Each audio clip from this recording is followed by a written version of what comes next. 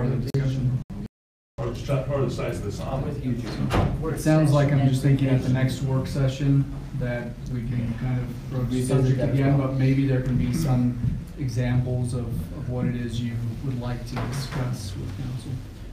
Okay, any further matters are gonna have to wait until the next council work session. This one is closed.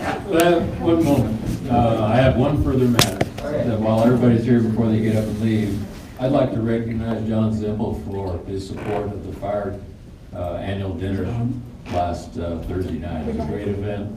I'm sure Gary would agree, and I understand that it's been, you've been sponsoring that for at least 5 years, 6 years. 7 years, 8 years. Very much appreciated. Yes. Thank you.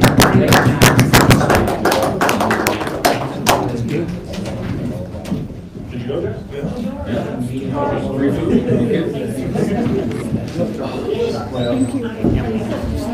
It was good food. Did you go? I've been the last 3 anyway. Do you want to give them an option? Is that okay?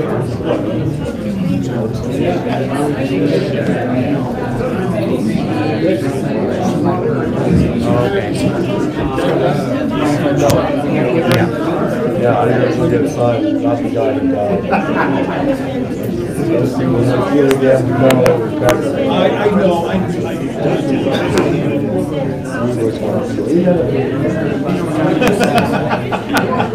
Jeff, don't go away.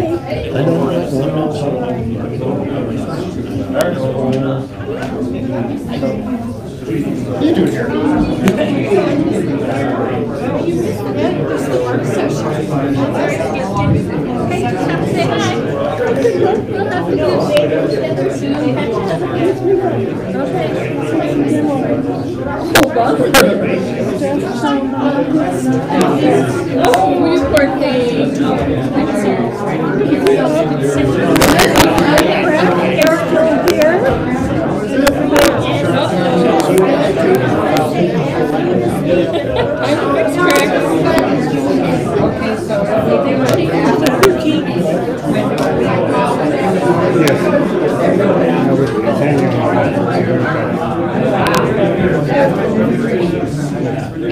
I'll keep after.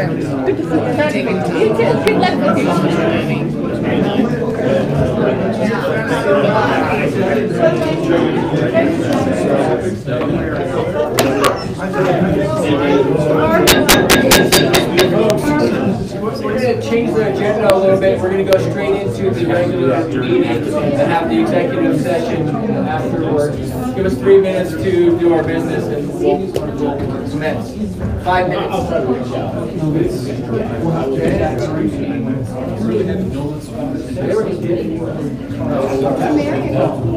What? Yeah, so what, are we calling the meeting to order? And then we're gonna change it. We're doing all the action. Well, I think that we check with Judy just to see how she's feeling because if you're thinking it's going to be a long session, if we should make members of the committee say we're waiting for that long. Well, I don't think there's going to be a lot of, I'll go fast on the action items, but the executive session probably will be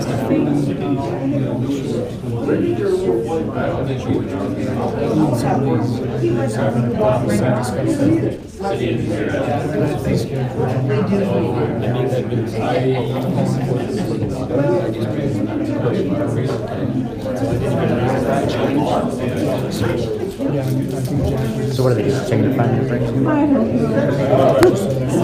I'd like a break.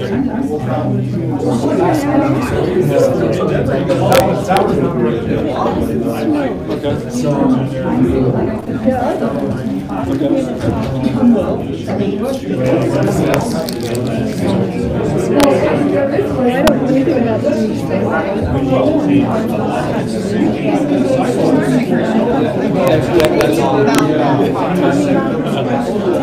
is all new to me tonight, so I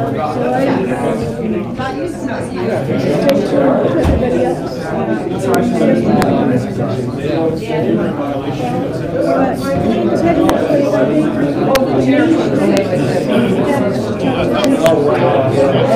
But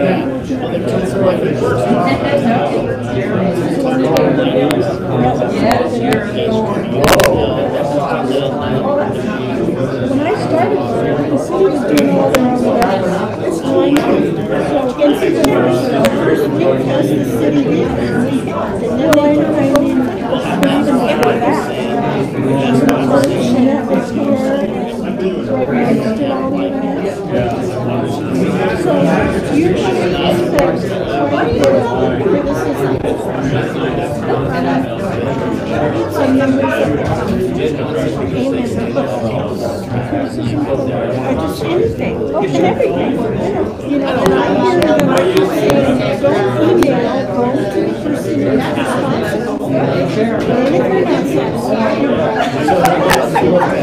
that's I'd like to step back. There's no idiots. They just take you stepping back. I guess that's the way that is. You always say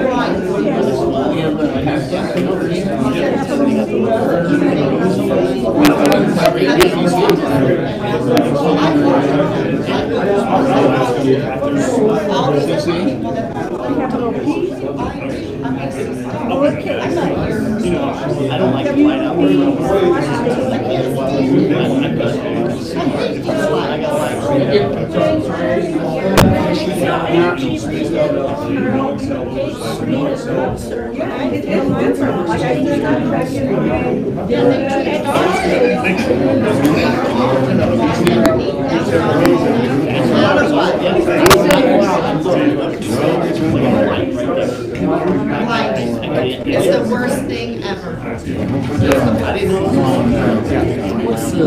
They're as bright as hell and they're awful.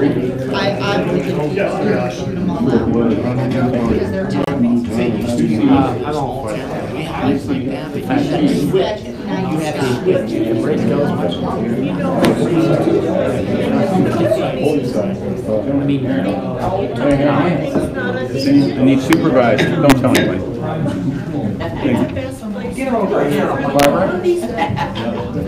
Got pro temp. They all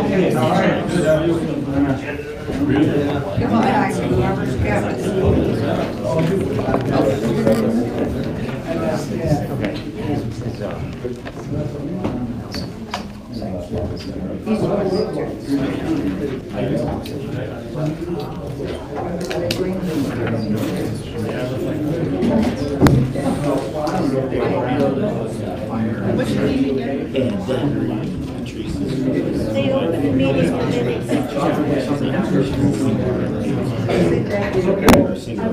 I do too. I think that was just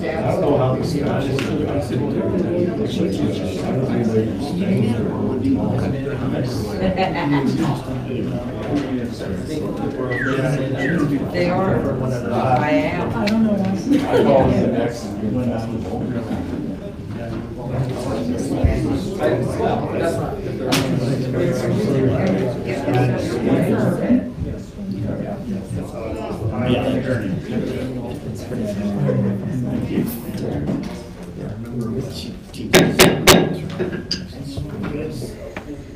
Call to order the Central City Council meeting of February 5th, 2019. The time is 7:08. Roll call. Mayor Fay, Here. Mayor Pro Tem Larada, Here. Alderman Aiken, Here. Alderman Mitchell, present. Alderman Heidel. Present. So we're gonna skip the executive session. Does that want to be announced? We're not gonna skip it, we're gonna have it. We're gonna delay it till the end so that you all are as engaged as possible. And we're gonna move right on to the regular meeting. And if everybody could please rise and join me in the pledge of allegiance. I pledge allegiance to the flag of the United States of America and to the republic for which it stands, one nation, under God, indivisible, with liberty and justice for all.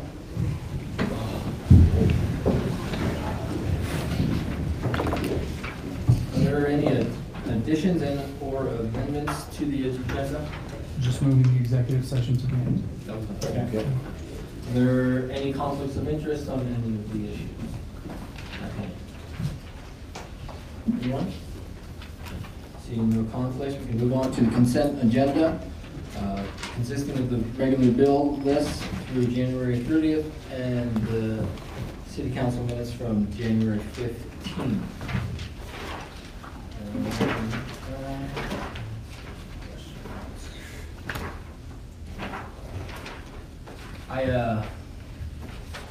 I have a lot of questions about the bills. Is it always going to be in this forum that those questions get asked and answered? Or is there a more appropriate time pre this that those questions could come? So the questions can come from council at any time. And so you're free to contact myself, and we can discuss any of them. Here really is, ideally anyway, would be the opportunity for someone from the public to address council or staff about it. If they knew what we were even talking about. They don't see the bills. The packet is online. It is online, okay. All right, so, okay. But if you have any questions now. I'm gonna we can- reserve my questions for the, do you guys have any questions about any of the bills? No.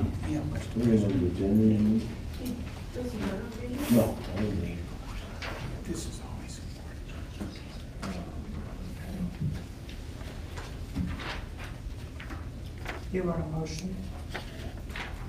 I would love a motion.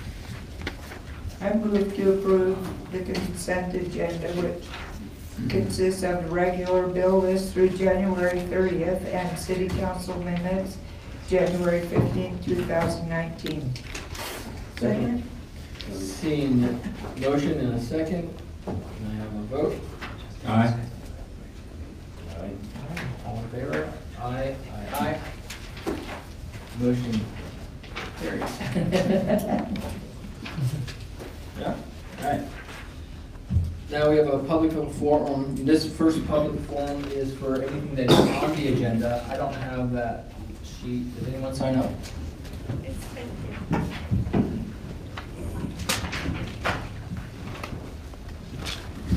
That's your job, Jack. List. I didn't see that in the job description. It goes with the chair.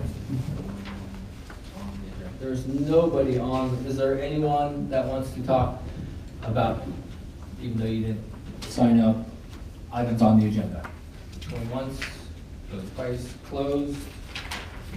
And we'll move on to a public hearing, ordinance number 1901, an ordinance of the City Council of the City of Central Colorado amending certain provisions of Chapter 1 and 11 of the Municipal Code and adding a new Article 6 to Chapter 11 titled Snow Removal in Downtown Commercial Core concerning the requirements to remove snow and ice from city sidewalks in historic downtown gaming zone. Mr. Rears.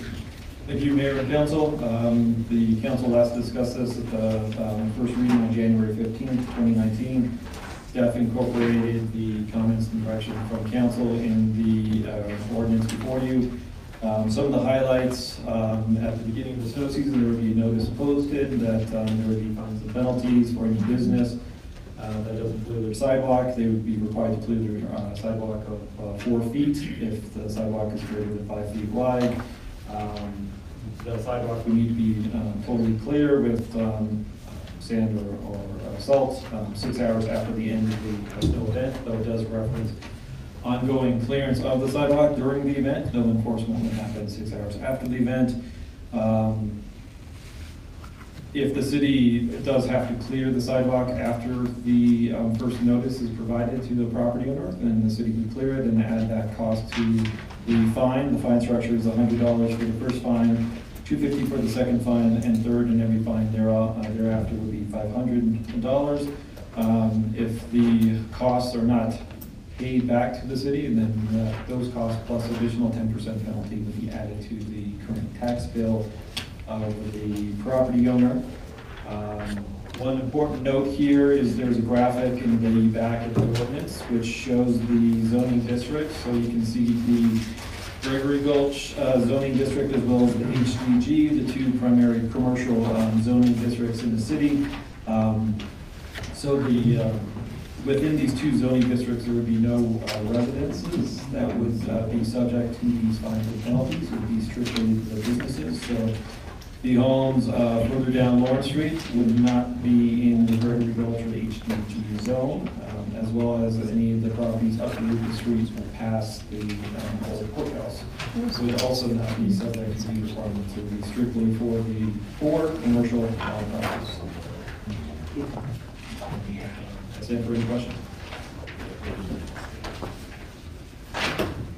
So we added in the non-residential, I think was one of the concerns. So one of the primary concerns that staff heard was that they didn't want these regulations to impact any of the residents of Central City. So by pulling in the specific zoning districts, the gaming districts, that would not impact any of the standalone homes. But in the future, if there was a mixed use in the HDG or Gregory Gulch, they would be subject to the same requirements since the focus of this district is commercial.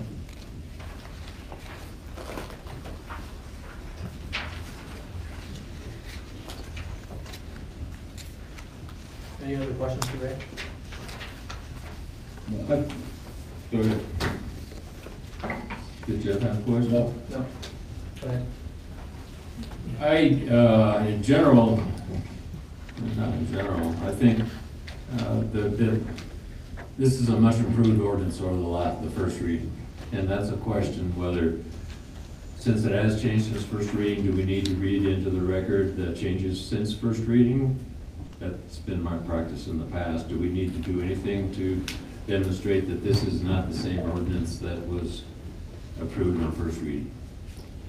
And that's correct, and I think that that's why we distributed not only the updated version of the ordinance, but also a legislative red line version of the ordinance in your packet and available to all members of the public to highlight all of the changes that were made between first reading and second reading. And as Mr. Rears pointed out, most of those changes that were made were done in really to address the direction and concerns that council had on first reading. And that's sufficient. Yes. Good. I really like the whereas that was added. I really like separating out the penalties. I only have one real question, and that is, this allows for the city crew, which is not my preferred choice, to go out and clear a walk. And I think that's necessary because there may be an emergency, there's something you need to get taken care of. 6 inches of ice on the front door on a night that we're having a city council meeting and something needs to be done. That's not a good example, because what my next question is going to be, in the event that the city crew does get called out, I'm assuming that we're going to charge the property owner for that clearing. What are we going to charge them? Do we have a fee schedule? Do we have something else that's going to be applied, or are we going to make it up as it comes? We're going to do it hourly? We're going to try to recover our costs?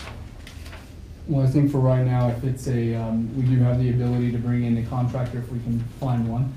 We would pass on whatever that cost is. If the city has to do that, then we don't have an established one fee fits all. So we would be tracking and able to identify how many hours were spent out there or what types of costs, because in some cases we may have some material costs, whereas in others they might not require as much. So that's going to be, at least as it stands now, more of a case by case. I think there are going to be times when that's going to be necessary, so I suggest that the staff gives some thought to how they approach that circumstance. And we have, one other thought, under definitions of sidewalk, it says that it defines a sidewalk as has generally a flat impermeable surface, which I assume would include the asphalt sidewalks that I hope are temporary. Correct. That eventually will become concrete. I have another concern that it also defines a sidewalk as adjacent or running parallel to streets, roads.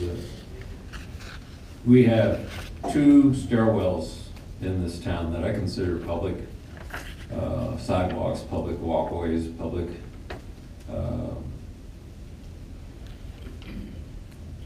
pedestrian ways that I think need to be addressed. If the city's gonna assume the responsibility for the Masonic steps, then that's fine, but the Gaming Commission, I think, owns a property that has a sidewalk in the form of a staircase and a handicap ramp that generally is not addressed in snow removal. And I would like to have something to show them that they have a responsibility to maintain that piece of property as well as the other sidewalks on their property, adjacent to their property.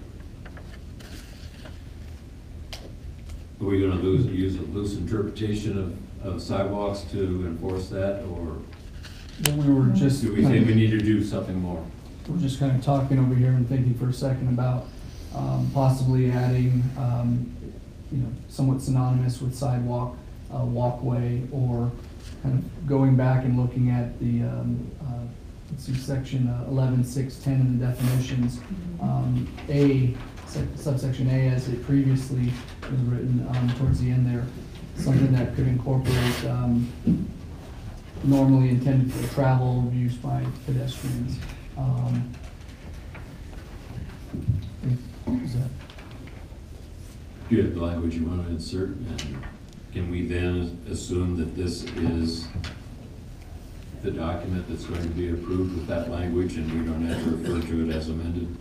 So my suggestion there is adding under sidewalks, but I'll defer to council, of course, is under the sidewalk, the next sentence, adding in publicly accessible stairways connecting public streets shall be included in the definition of a sidewalk.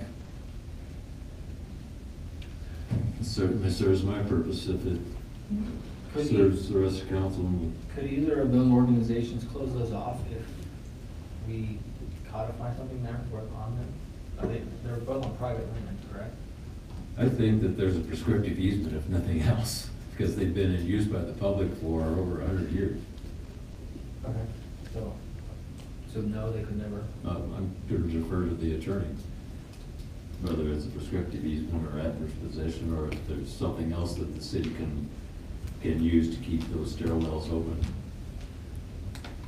Well, I tend to, I mean, at a minimum, there's a prescriptive easement. There may be even a recorded easement of some type. I mean, we'd have to do the title work on the property to take a look at that. But there is, the city has means to prevent the closure of those stairwells. Yes. Okay, and if that's the case, is it not then fall on the city as liability to keep them clear then? If we're claiming it needs to be open for city access, can we also say, but you need to keep it clear? That seems. Okay. That's what we do with all the other. All right, do it. So similar to the sidewalks, I mean, just to flesh that out, those are privately owned and responsible by the private property owner, and so we can still implement this program. Okay. Just to be clear, to clarify that point, if that is included in this ordinance, then the staircase next to the Weekly Register Call building would be then fall to the property owner to maintain that staircase for snow removal. In accord with this ordinance, but my understanding is that the city's accepted that responsibility to keep that clear. And how about the staircase that the Opera Association has that comes down that's never cleared? That's not in the district that we're talking about. Partially it You is. mean in the park? You're talking about the one up across from From the park, from the Opera Park going up to Spruce? No, that's not what I'm talking about. What are you talking about? That's what I'm talking about. That's not public. No.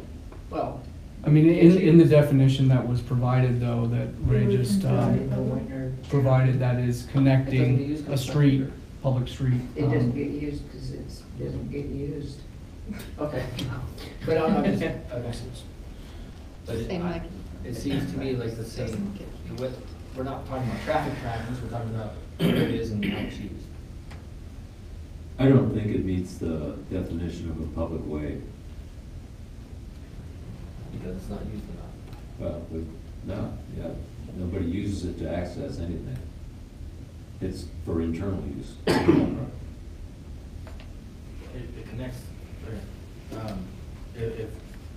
if council agrees with that, then I'm fine with that. It just seems to me it's just the same exact model as what the other two are, it just doesn't get as much usage. I think you gotta do a little climbing. I don't think the stairs go all the way up to Spruce Street. I think. at Yeah, the you top have to there, climb. You have to climb up over the dirt berm. So then it's not really, it's kind of a It detour. wasn't on my mind until just now, and I'll. For it's no longer on my clarification, mind.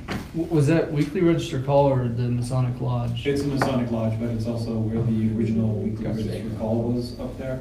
Yes. So then, if they would not maintain their staircase, potentially there could be some code enforcement action associated with that against the Masonic Lodge.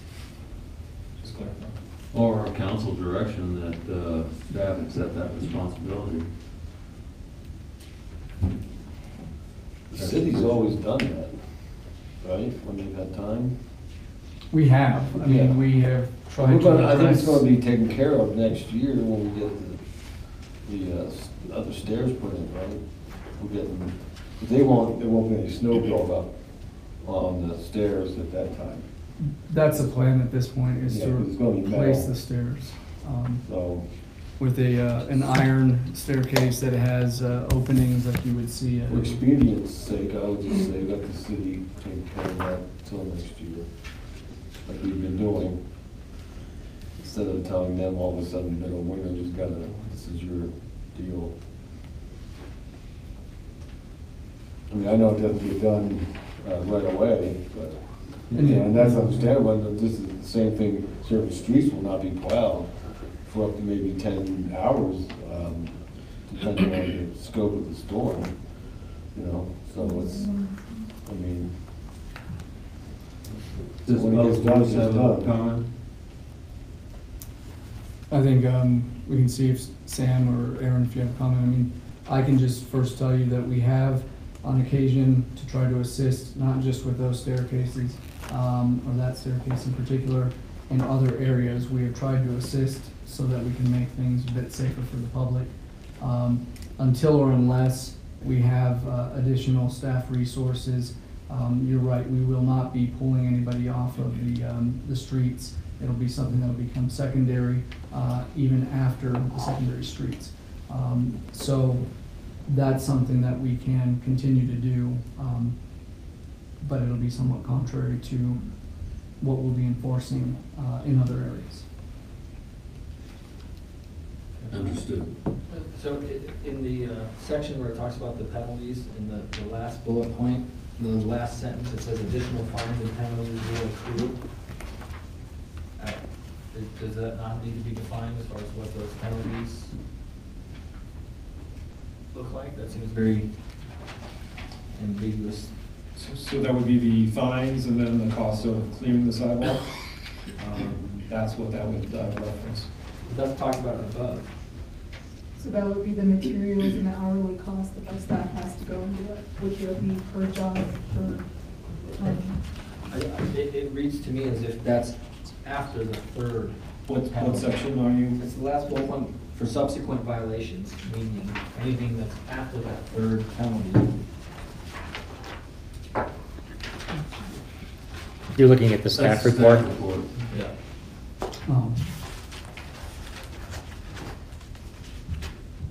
Yeah, the additional fines and penalties would be the applicable fine for the third, it'd be a fourth and continuing violation, each of which would be assessed at $500 So per.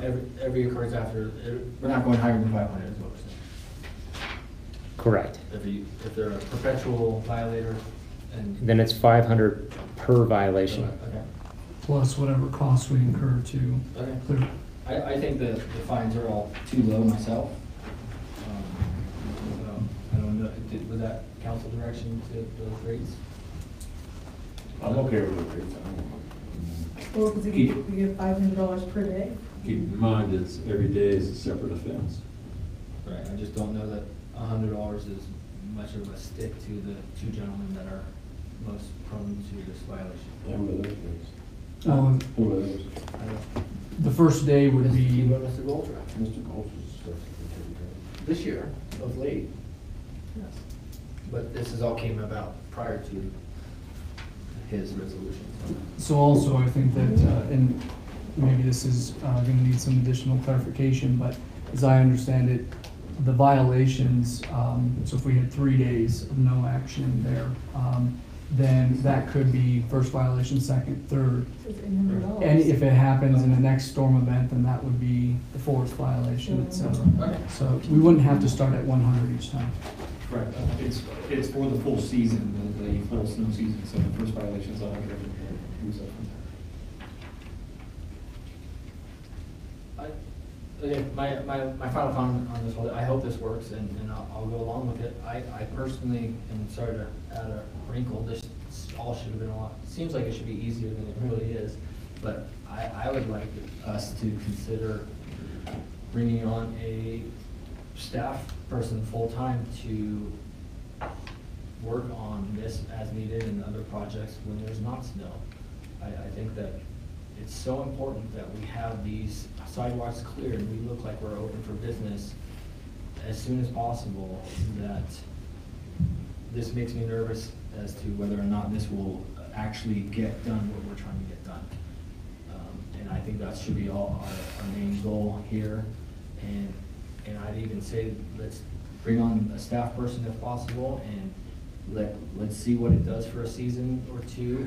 And if we see that in but I think we could also push that. I say go the other way and see how it works, and then see if we need to bring a staff person. I think it's too much for a person to do. I mean, I've seen a lot more involvement on the streets of people scraping. That's like 6, 7 people. I don't think a person could do that. It's gonna take, the businesses taking ownership. They want people to come in, you gotta clear it. And we've had the staff Or- person. Well, so operationally, it is an issue that we'll have to deal with because, again, if we stay where we're at right now with current personnel, then, that staffing level is going to have to, it's gonna mean that we're gonna have to wait a little while before those are cleared. And if those are on Main Street, and then they might just take a little bit longer, because if we're dealing with, our existing staffing levels, that's just the way it'll be. If we had additional resources, and we have talked a little bit about what options we have with temporary, seasonal, in the summer, as well as in the winter, which is the one we haven't been able to fill.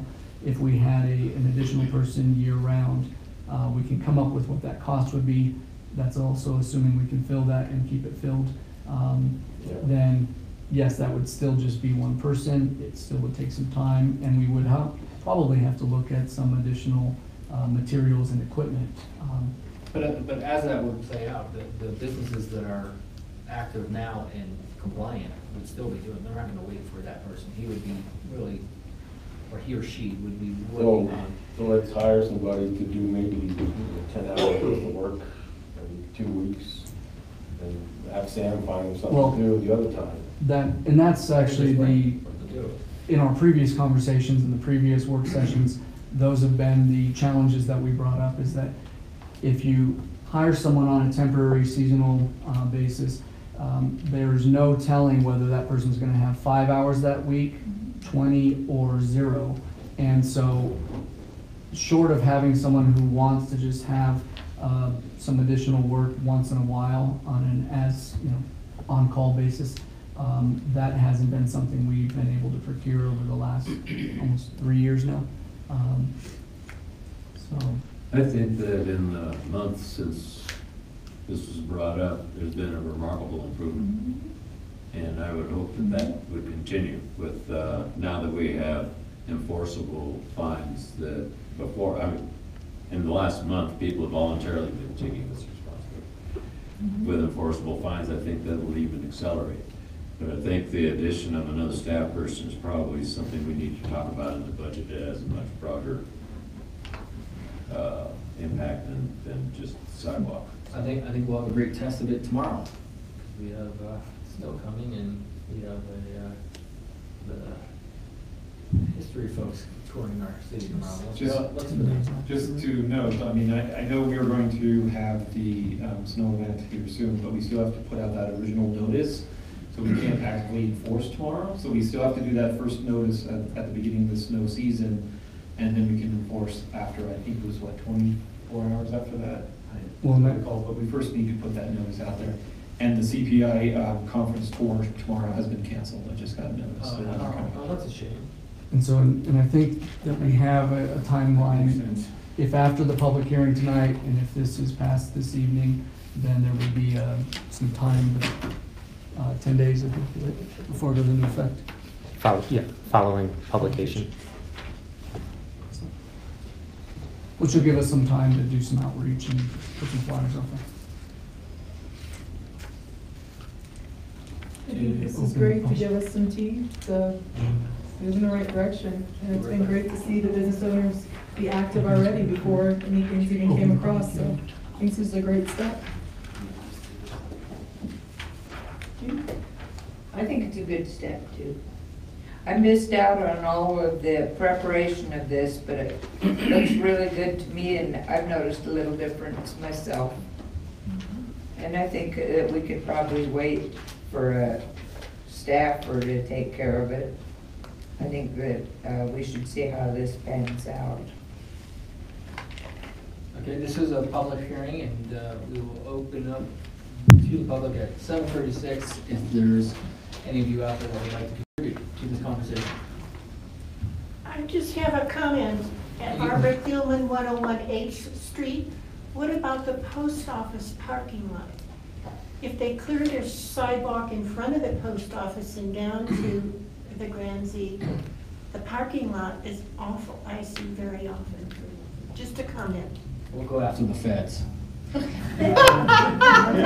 I mean, they are a business. That's just a comment. Yeah, it's a worthy one. We let Barbara stay in her seat, but if you want to come to the podium, Nikki. I would love to. Barbara gets privileges. Good. Sorry about that. I am Nikki Friedeck, 201 West First High Street. I think you would not have an issue with workers if you would pass that money on to the existing workers as a bonus. They would totally stay on. If they had a $500 bonus to clear sidewalks, they would definitely go clear a sidewalk. Interesting. And Mr. Mayor, Council, I know that the public hearing is still ongoing. I would like to say that when I've made those comments, I would actually go a step further and say that our existing staff would do it if they could. And the reason I say if they could is because we have requirements and restrictions as far as how many hours we can keep our employees on snowplows. And so there are reasons why our operations are limited. It's not because we're limited because of their abilities or their desire to do the work.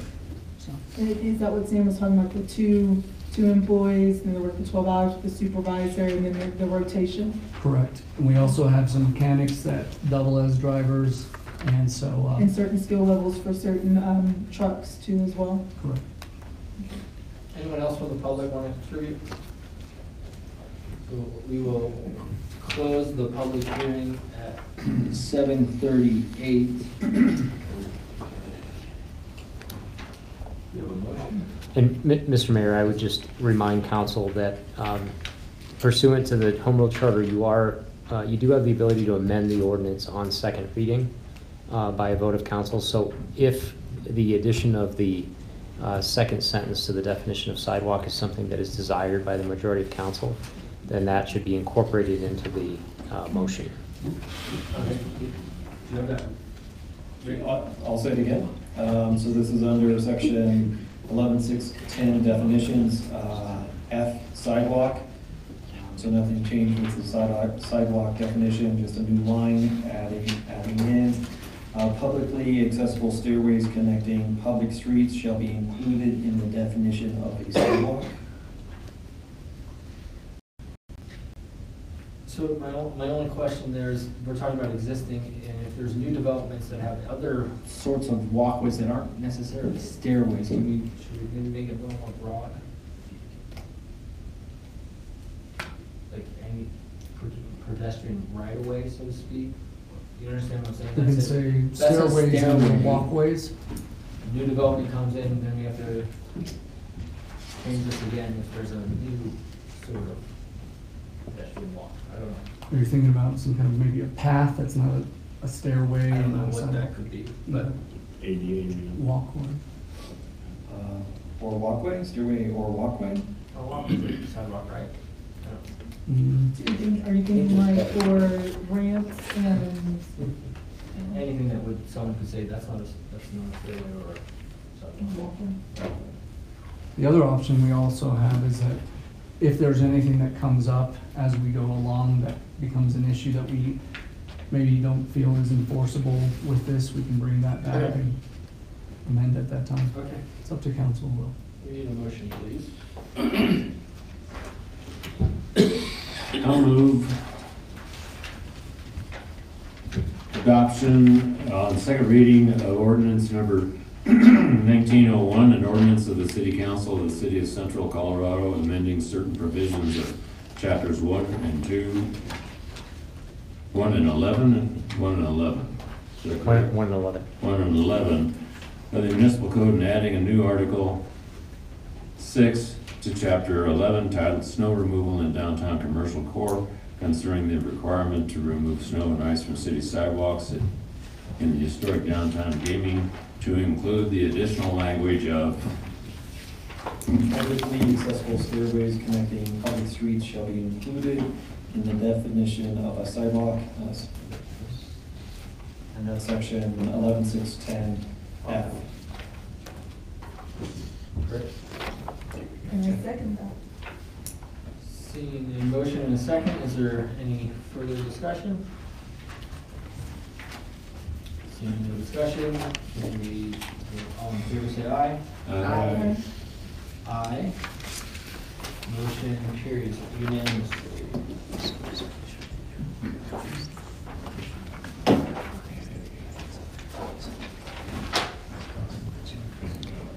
Now we have, new business action items. Resolution number 1904, a resolution of the City Council of the City of Central Colorado approving a purchase agreement with Parkline Equipment LLC authorizing the acquisition of a street sweeper. I'd like to give you a little bit of background. Public Works current sweeper is a 2009 model. It happens to be, the brand is a Timco, and it's a regenerative air. So it's much like a vacuum, except it's not really sucking material off the road. It blows air under a hood on the road and then goes up into a hopper. So very much like a vacuum. The thing has really reached the end of its life cycle. It is starting to cost us a substantial amount to maintain every year. In 2018, we spent over $17,500 on this sweeper, and there's another $16,000 we'd need to spend this year if we were to keep this machine. And after a while, you may think, well, we're spending all this money, we're essentially rebuilding this machine, but it really doesn't work that way. Every time you fix something, something else is worn out. So in 2019, $220,000 was budgeted and approved by council for the replacement, for a sweeper replacement.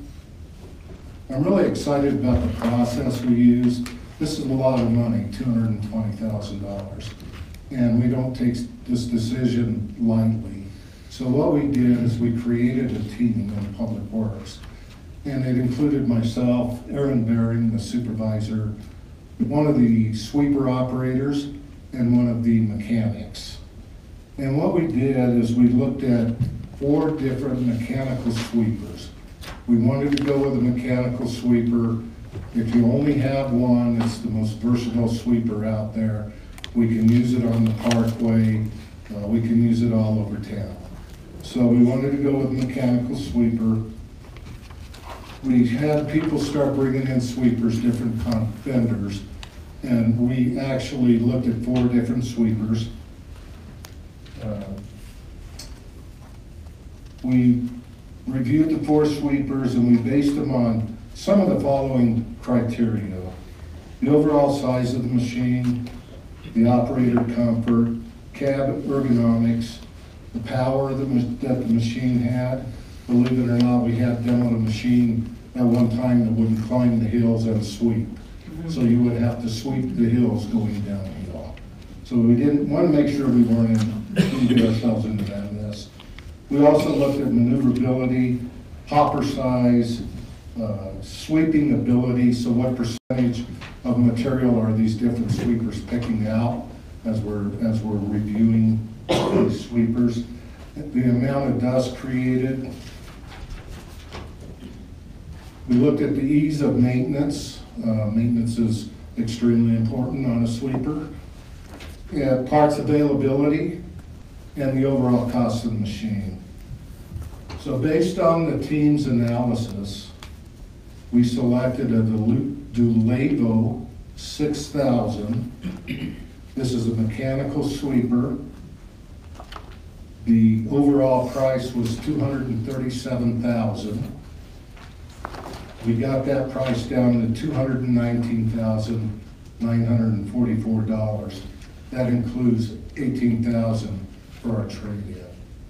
So this is a recommendation to purchase the Dulevo 6000. We are also piggybacking off a bid that the city of Denver did. So we're getting pretty much a state bid type item. I think it's also important to note, when I first heard of the Dulevo 6000, this is an Italian-made machine. I had never heard of it. I had never seen one operate. I saw some films on it. When we brought this thing in and demoed it, it was amazing. It by far outperformed any of the other machines. The city of Denver owns and operates 21 of these machines. As I said, they're built in Italy. So part of Denver's stipulation was, we're going to buy these machines, but you must carry $1 million in parts at all times for these machines. So the vendor did agree to that stipulation, and they do have a very vast, comprehensive selection of parts. There are a total of 41 of these sweepers in the state of Colorado. And like I said, after reviewing the sweeper, seeing what it did, talking to other people, we believe we're getting the best bang for our money.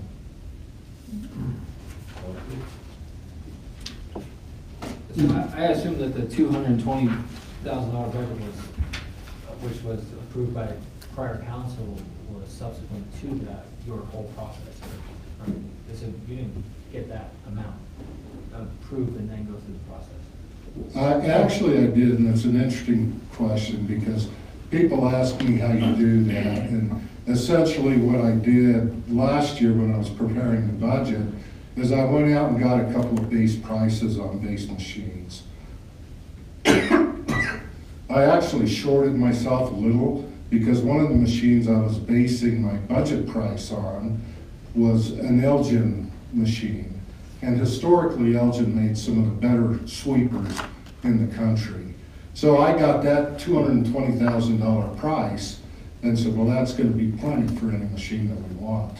Well, as it ended up, these other sweepers were coming in at astronomical prices, and they had gone up substantially since the last time I'd purchased a sweeper, which was probably 10 years ago. So we did get lucky and did fall within budget. We did a lot of negotiation. I don't remember what that first price they came back at was, but it was substantially higher than the $219,000 that we ended up getting the machine for. And Mayor, Council, aside from the fact that it's in the budget, this is also, I think, important to note that this is going to be paid for entirely in one payment. So we're going to pay for this using some of the cash that's been built up over the years and paying down that debt essentially saving money by not having to pay interest. So, Any questions? Is this a new machine? Yes, this is a brand new machine. Some of the other companies, they were actually a little more costly, and they wanted to bring in a demo, which means it had some hours on it, because that's what they've been dragging around the country showing people. But this actually is coming straight from Italy on a boat, and they should be here by the end of February. I wanted to go back and make sure they got it on the boat good and strapped down. It's new. I just didn't think I could get You might that need through help with that, council. right? I would, Mr. Mayor. Hey, I'm just happy it's new. We need some new stuff. Any further questions? Did we buy our old sweeper new? Yes, it was. It Okay, was. so we got 9 years out of it. Yeah, roughly 10, yes. Okay, That's about the life cycle of a sweeper. I used to like to turn them over every 7 years, because after that 7th year seems like when you start getting those expensive maintenance costs. That's a marriage threshold of 7 years. Right, right. Any other questions? So are we just getting rid of the other one, or parts, or selling parts, or trading it in? or- Actually, it's a trade-in, they're giving us $18,000 for it. Okay. And that's what helps bring that cost to that machine Okay. down to 220. And then we have another machine that we use to sweep the parkway. We will be able to get rid of that as well. It's a tow-behind broom, it just pushes dirt off to one side. Every year, it seems like we spend 40 hours every year getting the thing ready to work, and we'll work it for 2 days and then it's broke again. So we'll be able to do surplus that, we'll take it to auction. The other thing too, and not to belabor this, but I think it's important for council to know that our increase in the use of Ice Slicer is also part of the formula for hopefully prolonging the life of the sweeper, and so that way we're not picking as much up of the dirt and the sand and the rocks, so. Just out of curiosity, do we have a regular schedule for sweeping, or is it as visually needed, or what? We do sweeping on Eureka, Main Street, Lawrence Street. We try to do that at least once a week. That's usually on a Monday morning. And actually, it's 3 times a week, isn't it, Aaron? Typically. Usually Monday, Wednesday, and Friday. Sometimes we have to forego the Wednesday sweeping, but we normally try to get it at least Monday and Friday. Good job on negotiating down. It was an interesting process. The process, I think, was very valuable. I think it helped some of the guys on my team understand how we make these selections, how we make these big purchases, and I hope to use the same process in the future.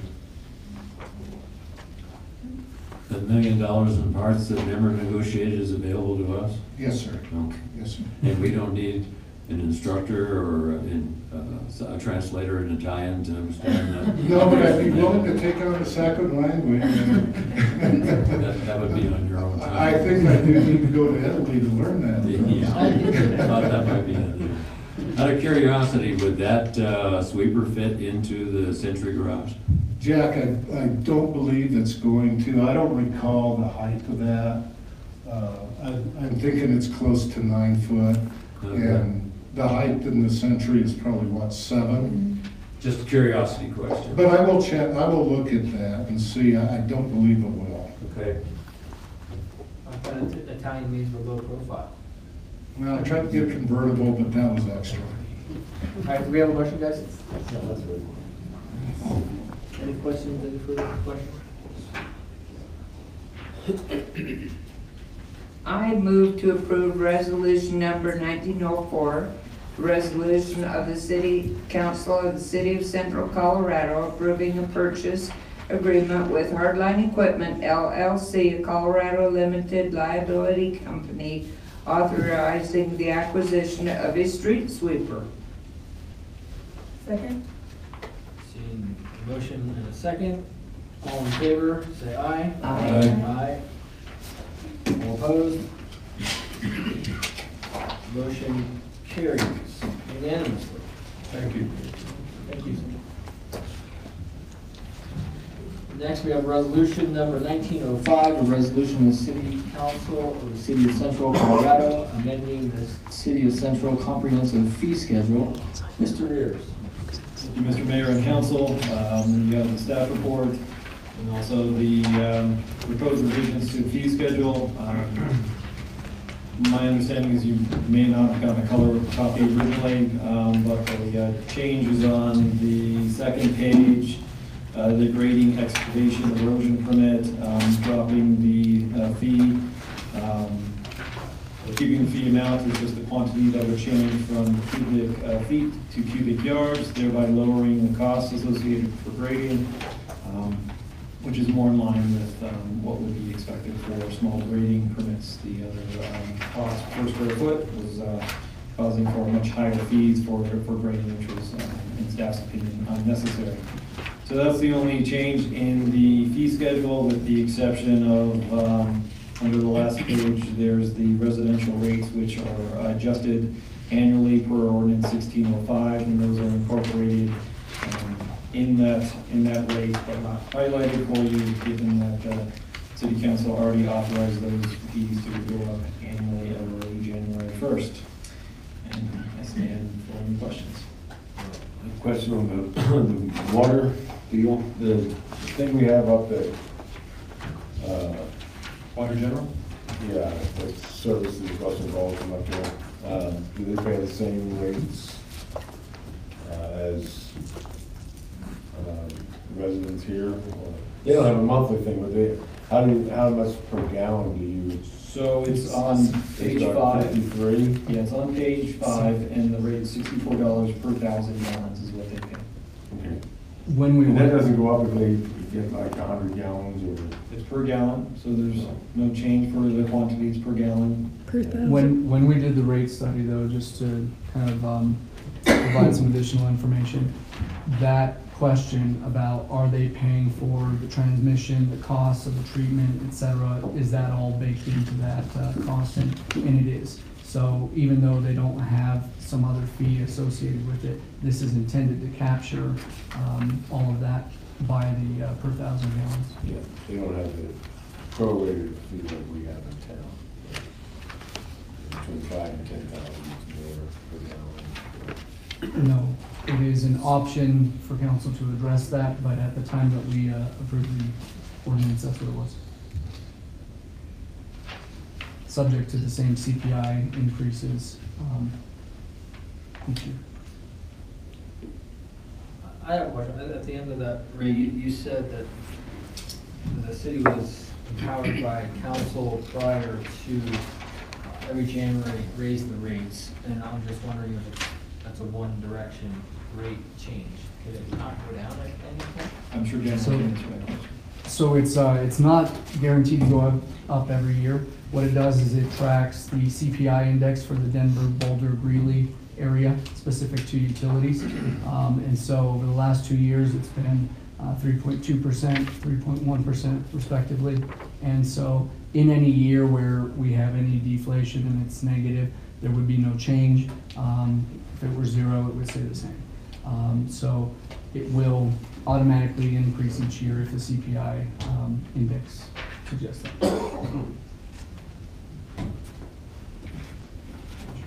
Okay. Is that for water you're talking about? For water, So unless you got the Russell Gulf, or does that go up? that goes up as well. Okay.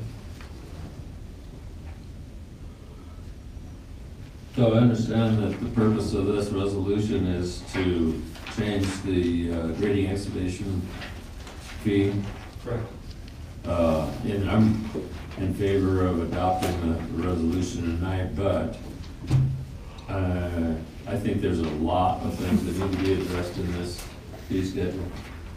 I think $1,500 for an access permit on the parkway that costs $40 million, now $80 million needs to be reviewed. We need to do something before somebody applies for an access permit under that bargain rate.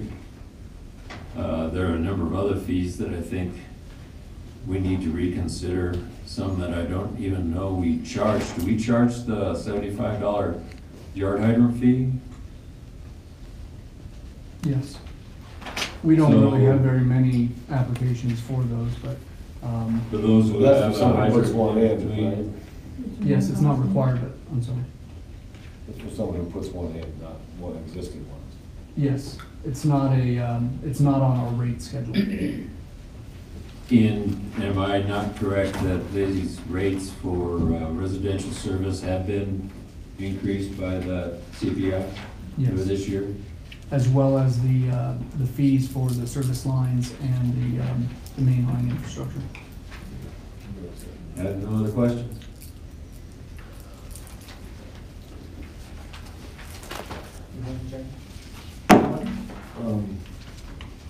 The entrance, the fee you're talking about, Jack, is that, so we have the power of denying that, right? Like when we did, you're talking about the thing where you did the KOA? No. Talking about a better example is the service station at the foot of the parkway. We're talking about the access permit? Yeah. Okay. Yes, so there are certain access points along the parkway that have already been approved, or at least they were identified in the IGA that was adopted between the city and the bid. But if there is a new access request and it meets, you have an access code, and so you would go through the process of determining whether that access could be granted in the first place.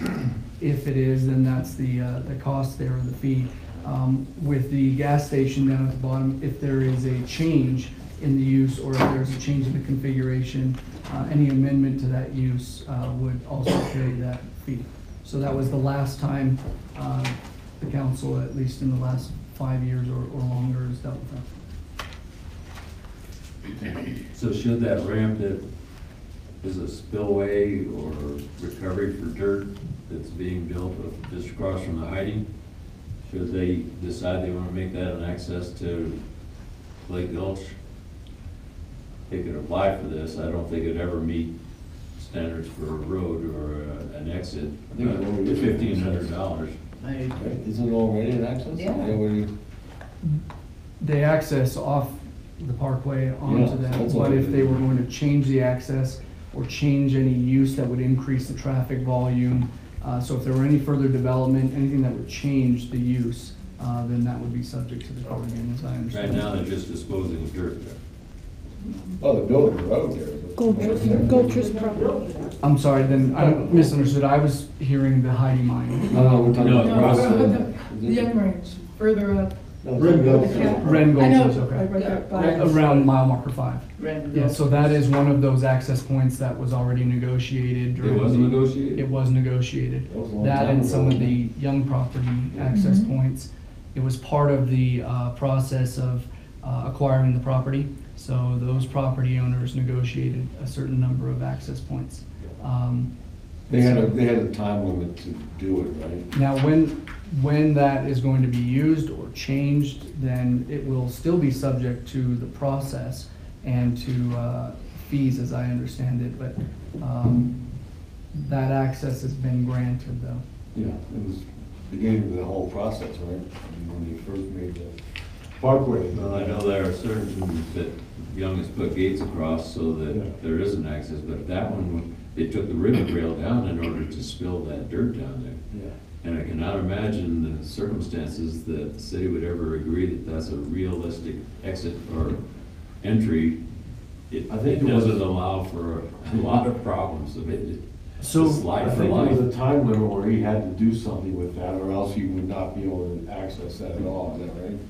I don't believe so, but just for clarification, if that is going to be a public access point and not a private driveway, which it essentially is right now, and if it were to be annexed into the city, that portion just outside of the roadway is technically in the county. And so the only interaction we've had with that project, we have not approved it. It's not an adequate access for a public road at this point, or public traffic. But we did work with the property owner and the hauler to collect fees on the hauling and the dumping. Because they used the parkway. So they had the use of the parkway. They had to pay for the use of the parkway. They by paid the- $1,500. No, it was by the cubic yard. We charge it by the cubic yard. No, I mean, if they develop a residential community down there and it becomes an exit, an entry, that's my concern, that we got $1,500 for them to access a $40 million parkway. That seems, I've gotten us off subject, I'm sorry. No, Let's stick to I think that makes, I that's think a that subject makes for another sense. discussion. I mean, the cat's sitting there and there's always a truck sitting there like 8 hours a day. Yeah. Well, It's used. there are other requirements. It has to meet certain specifications if it were ever declared a public road Mhm. and used for public access. Okay, for- Currently, it's not really being used, it's not designed for public access. There was a gate there, so they didn't take down the guardrail. Okay. There was already a gate there, and it was already intended to be an access. So all we've been able to do is charge them for using the parkway to haul all that fill material. So we've already approved that, and we can't charge them for Additional use. a deceleration, right turn and acceleration. That's already been approved, to my understanding. They built that extra thing saying that. We'd have to That's look okay, at the property. Well, that could all change. with That we're off subject. No. As, if it were to be used as a proper access for any sort of development, it would have to go through our process. Okay. So they have the right to the access, so that access is only private at this point, just like for the Young property, those are private access points. The reason it's important is because in the IGA, in its amendment, there is a lot of discussion about how additional, if any, access points are going to be granted, and that's part of the access code. So they would still be subject to the access code if they wanted to open that up and use it for anything more than their private purpose. Which would include additional access fee. Right, let's Yes. hope that comes to a conversation. And we have not collected $1,500 for any of those access points that were granted along with the property exchange or sale. That was done 1999 to 2002. Since we're on fees, I'm still stuck on the $25 to shut down the street.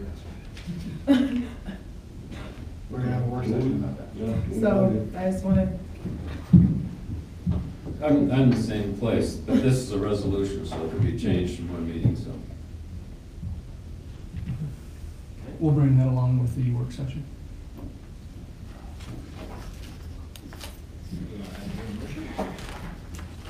And I may need to clarify, I'm not sure if I misspoke, but I may have, on the yard hydrant, the unmetered usage is a flat fee, and not metered and subject to the same rates on the other part of the schedule. So I think the way I phrased it is that it's not in the rate structure, but it is, just not on a per gallon basis. My understanding is that that was for hydrants that tapped into water before it got to the meter. So it's free water.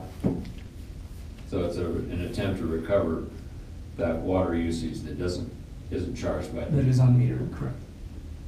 On a flat rate. Yes. Very cheap. Mhm.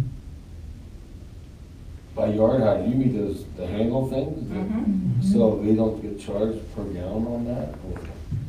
No, right now it is a flat fee and it's unmetered.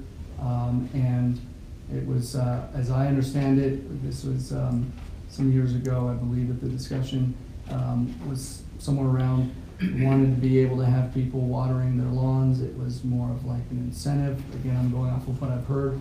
And so that's why it would discourage users, it would increase conservation, but discourage the users from watering and having that water go back down into the ground as opposed to into the sewer system. And they also didn't have an outside spigot on their house, so it would be cost prohibitive for them to change their plumbing, cap that hydrant, and get their outside spigot. So I think there are some that go through the meter before it gets to that hydrant and gets to the house. Correct. And those are not charged the $75 fee, but if it goes through the hydrant before it gets to the meter, then that's the city's attempt to recover some of that. Correct.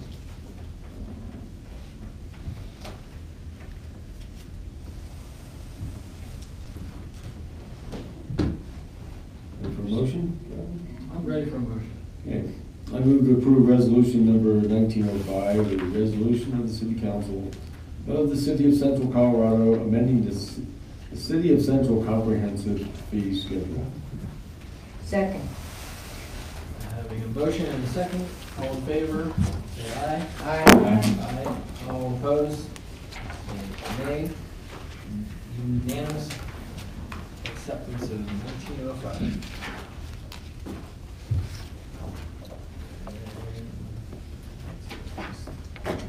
Moving on, ordinance number 1902, an ordinance of the City Council of the City of Central Colorado amending City of Central Municipal Code to establish administrative citation procedure for addressing specified violations of the municipal code, specified violations of the municipal code, especially adding a new article, is that 50?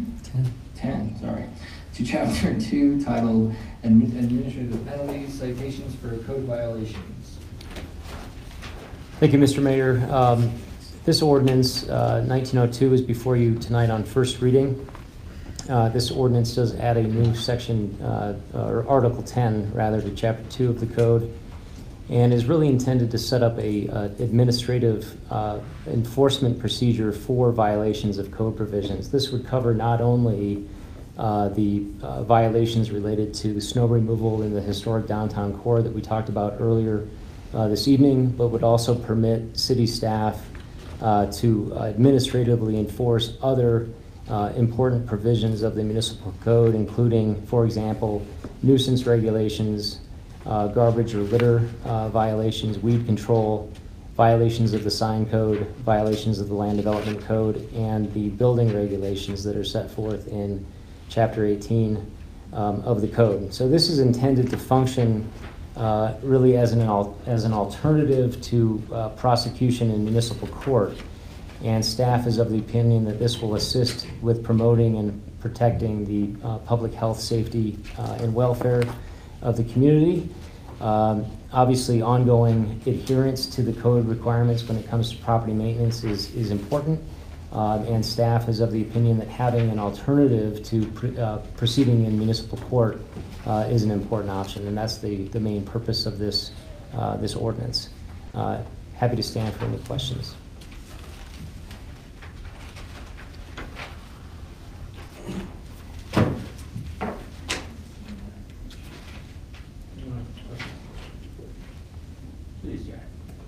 I really like this. It anticipates something that I was going to ask, and I thought we were missing for some time, because I think it allows us to process nuisances that have been had a damaging effect on the city, especially the downtown area. But I have some questions about the ordinance itself. Speaking of the nuisance ordinances, Chapter 7, Articles 1 and 2, I think that those articles need to be re-looked at in additional opportunities for enforcement. When the charter was adopted, it took a lot of the old territorial charter in, and that's why there's language in there about green hides and nauseous waste in the streets. It was a tip of the cap to the 1869, 1859 adoption. But I think we have nuisances today that affect the property values throughout this town and affect the commercial opportunities of this town that need to be addressed. And I'm not certain that as they are written right now, especially Article 2 gives us that opportunity to go out and tell people they need to repair signs. I would like an ordinance that says that we could require them to repair masonry because it's damaging buildings and damaging the appearance of the city. Damaged siding, even flaking and paint and repair, like the Belvedere, huh, Judy? Yeah. Yeah. So the city would be in violation. The city is in violation. Just something that I would like to give further look at. If you think that we have sufficient teeth in Chapter 7, Article 2 right now, then we don't need to do anything, but I'd like your review of that and your comments. I'm surprised that notice by first-class mail is sufficient and not by certified mail. If you're saying it's sufficient, then fine, it's sufficient. I'm really interested in the role of the hearing officer, the administrative hearing officer. Who performs that role? Is that going to be the city municipal judge? That, it very easily could become, I mean, obviously it would be, we'd have to look at revising his contract to expand his scope. But it currently permits the city manager to designate the administrative hearing officer as written. It's clearly going to take somebody who's very comfortable with the law, because they're going to be receiving testimony, and I'm assuming they can swear testimony. Yes. And they can find people guilty of a misdemeanor, which is one of the things I really like, because I think we simply pay it. But a misdemeanor that would require a visit to the Gray Bar Hotel might be a little different in their opinion of how to maintain their property. So I think this has been needed for quite some time. I'm glad that our review of the sidewalk ordinance led to this. I think you did a good job. My only comment on property maintenance issues with siding and stonework is that I would think that the city, when it next looks at it, updating the version of the IBC, or the International Building Code, that we're operating under, there is a International Property Maintenance Code that a lot of jurisdictions have adopted, and that's something that I think the city could look at adopting by reference and adding some specialized regulations, if they're not already in there, that would pertain to properties within the historic district. But anyway, that's just something that I can work with staff and the building official to look at when we're next ready to adopt the next version of the International Building Code and International Residential Code, that we could bring that forward as an option as well. Well, I don't think we need to wait until we want to adopt the whole code. We could adopt that one section by itself, can we? Yes, that would be an option. If the rest of the council agrees, I would like to go forward with some review of that and a recommendation.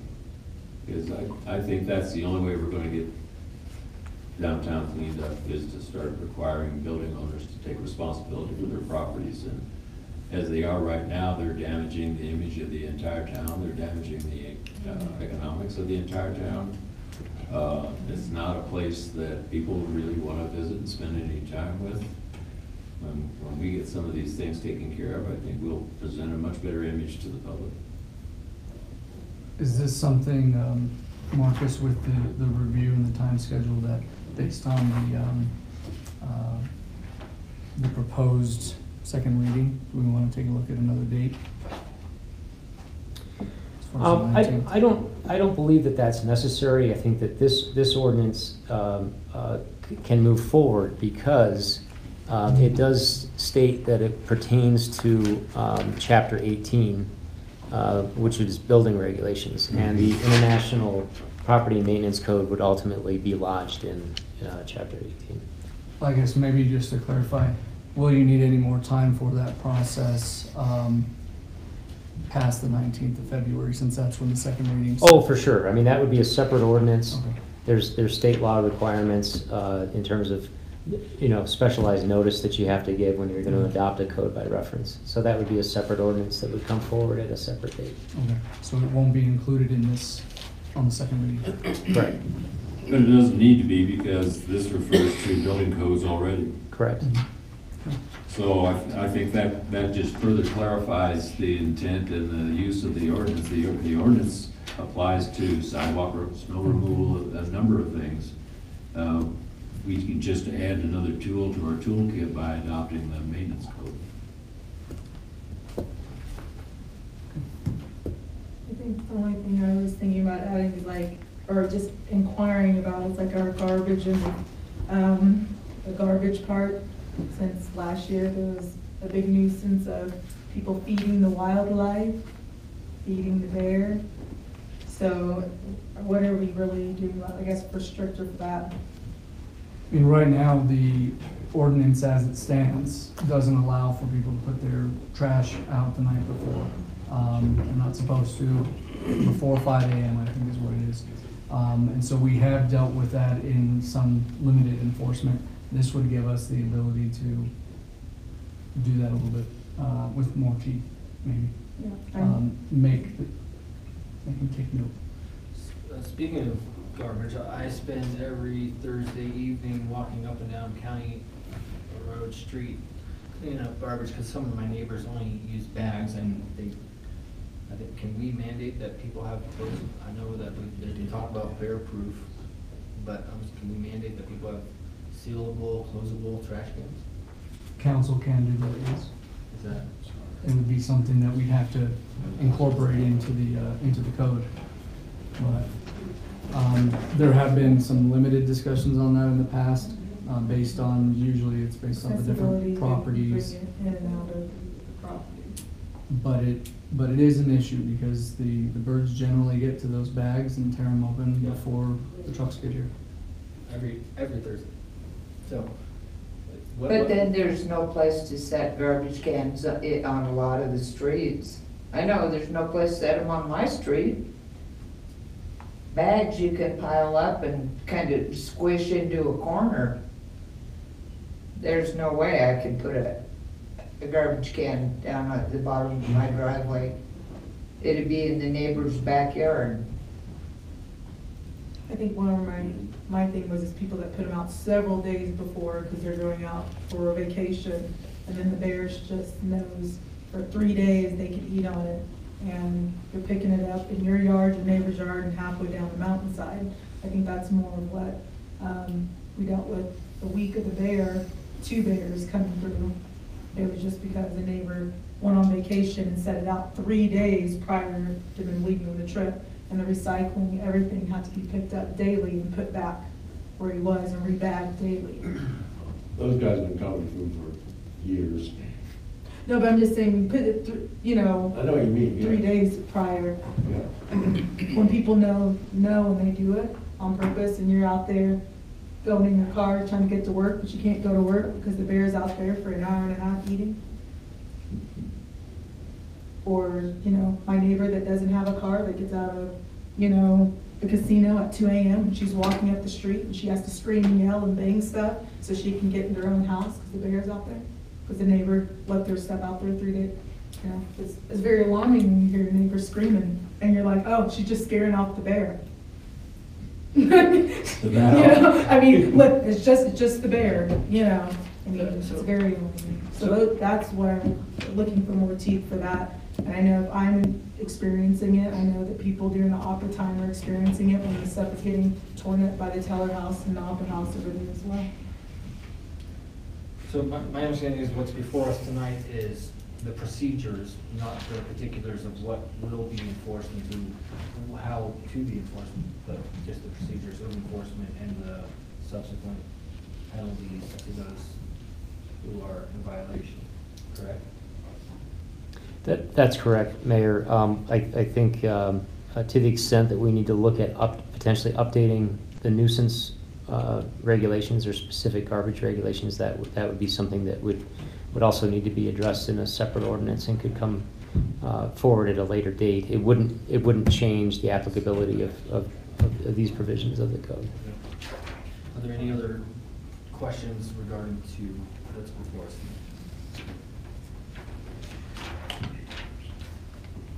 Anyone? Seeing no further questions, can I get a motion? Please. I move to approve ordinance number 1902, an ordinance of the City Council of the City of Central, Colorado, amending the City of Central Municipal Code to establish an administrative citation procedure for addressing specified violations of the municipal code, specifically adding a new Article 10 to Chapter 2 titled Administrative Penalty Citations for Code Violations, and I further move that second reading and public hearing on the ordinance shall be scheduled for Tuesday, February 19th, 2019 at 7 p.m. to be held in these council chambers. Having heard a motion and a second, all in favor? Aye. All opposed? Motion on first reading carries unanimously.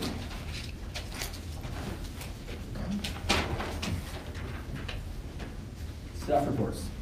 Mayor, council, you have some staff updates and reports in your packet, and we'll stand for any questions. Excuse me.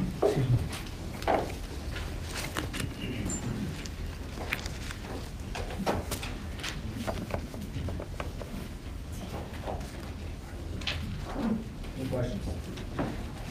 I have one. I'd like to ask Ray, what's the status of the Richville house? So the Richville House, we went through HPC process for the review of removing it from the site and bringing it to site off Spring Street. There is currently a lease that's been signed. The status regarding the building itself, approximately 10, 12 years.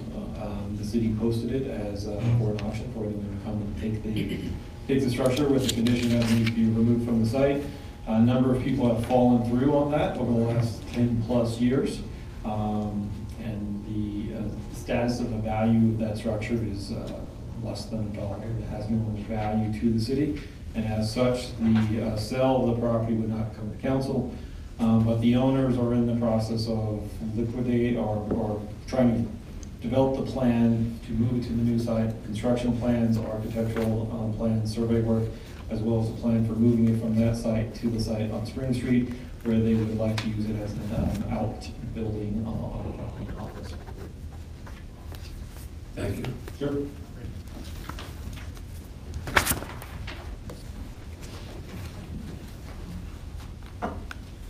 Any further questions, guys? I have none. Okay, move on to council comments. That's after comments. I have a comment. Please. I'm glad to be back amongst the living. 3 surgeries and 1 flight for life. And I am cancer-free, and you don't have to have a special election.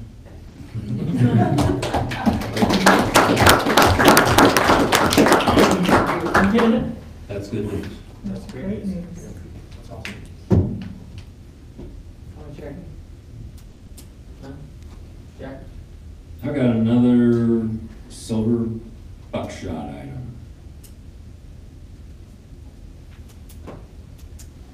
We have, our front door to the city for a lot of people is the Century Garage.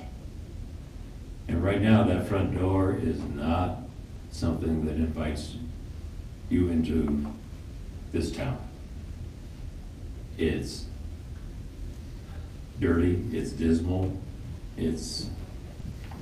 the stairwells in particular are something you do not want to touch or even contemplate eating food after you've been down those stairwells.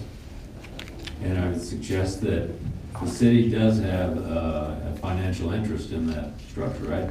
We don't have a title possession, but we do have some interest in that building? Yes.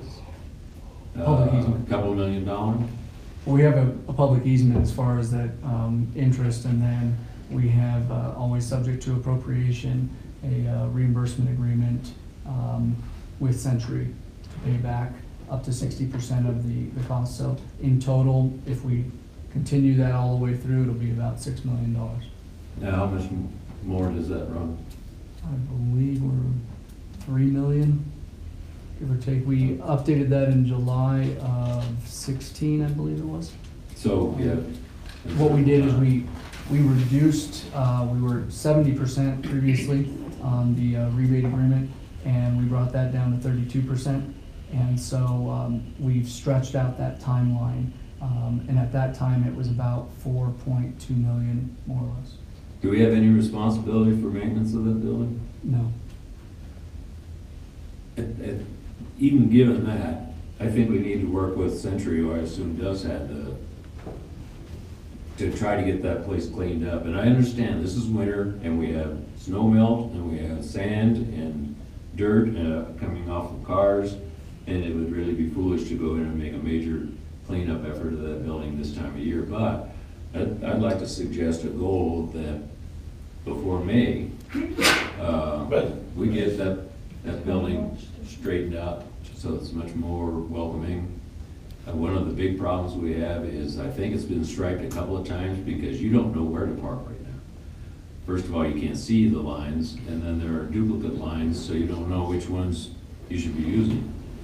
So I would like to set as a goal that we try to get that cleaned up and pressure wash those stairwells and the rest of the structure.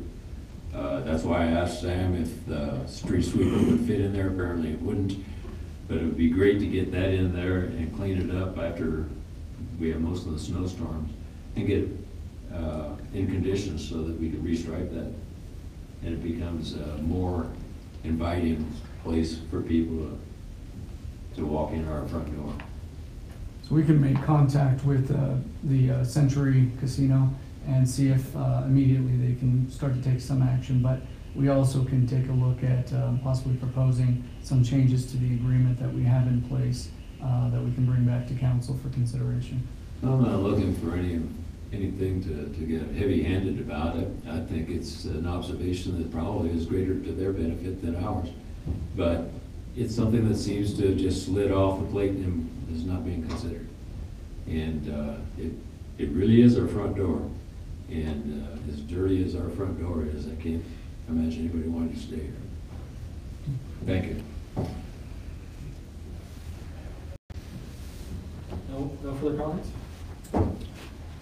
Okay, at this time we would open up the public forum for audience participation. These are for anything on your mind. We have Barbara Thielman. If you'd like to, you signed up.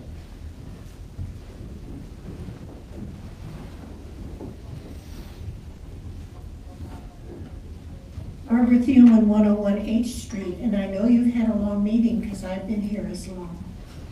I want to share with you a thank you to the City of Central for supporting as a copper sponsor to the CPI conference.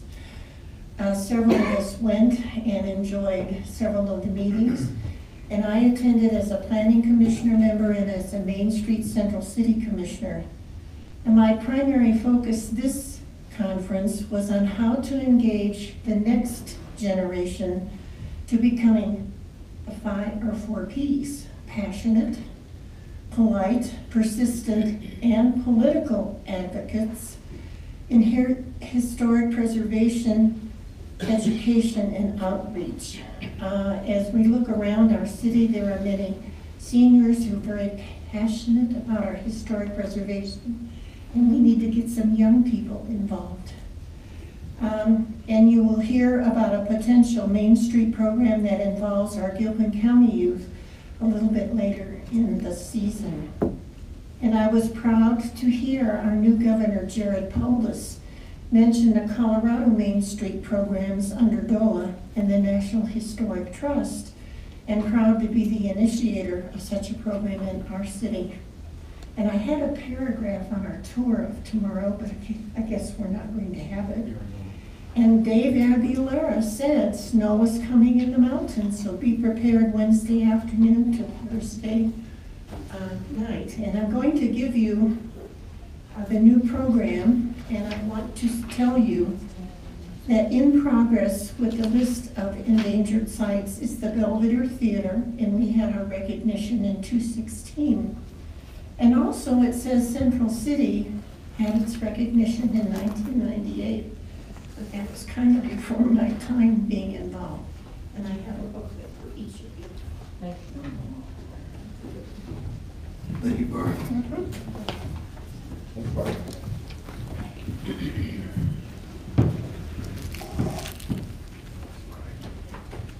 Any further comments out there, guys?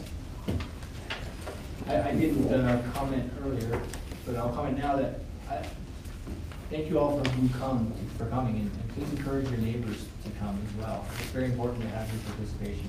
So with that, we will adjourn at 8:35. Don't do this first. Oh, executive session? Yes. I'm tired. Sorry. Sorry.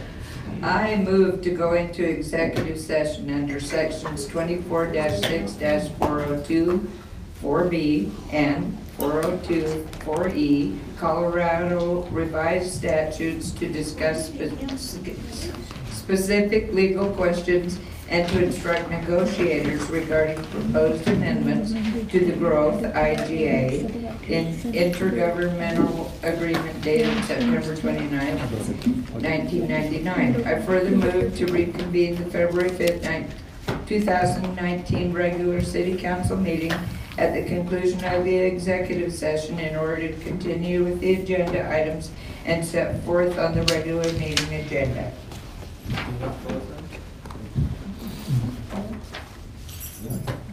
So we go into the meeting. We need a second on the motion. Second that motion. Under discussion, I'll add that our intent when we reconvene the meeting is solely to adjourn, correct? Right. No action taken following executive session.